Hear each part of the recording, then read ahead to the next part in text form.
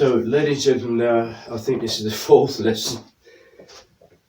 This is my interpretation, which I'm presenting myself before I become appointed as the Archbishop of Canterbury. So if I bring this close to you, that graphic, ladies and gentlemen, represents the 7 years of abundance.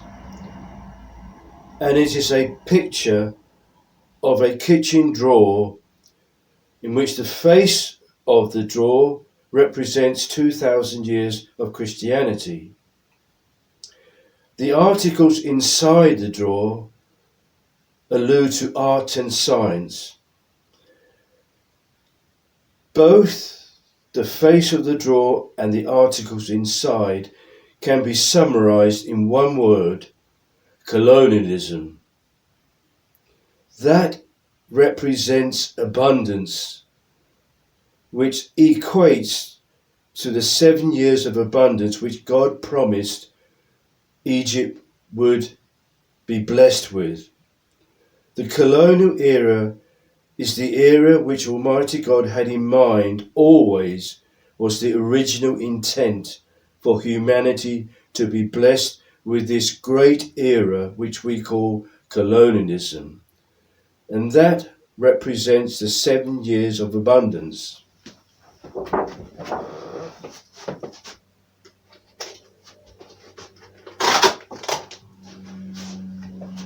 Now, the 7 years of famine, which relates to the biblical famine, our famine is our evolutionary nature, symbolized by the image of Stonehenge. That equates to our lack of understanding, which the colonial era of abundance overruled and made possible for us to progress. So this picture, ladies and gentlemen, equates to the biblical Joseph's 7 years of famine.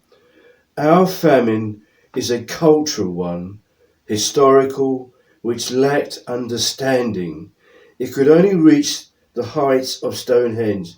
That was its highest expression of its culture, which when you juxtapose it to colonialism, you can see it's light years away from what the colonial era achieved.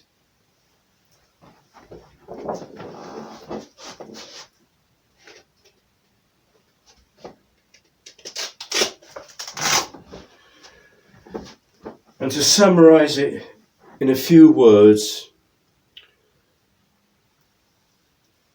the colonial era is an act by Almighty God